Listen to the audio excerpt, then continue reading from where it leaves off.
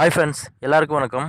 இன்றைக்கி நம்ம வீடியோவில் கெயின்மாஸ்டர் அப்ளிகேஷனை யூஸ் பண்ணி இப்போ நீங்கள் வீடியோவில் பார்க்குற மாதிரி சூப்பரான வாட்ஸ்அப் ஸ்டேட்டஸ் எப்படி க்ரியேட் பண்ணுறது அப்படிங்கிறத பற்றி தான் பார்க்க போகிறோம்.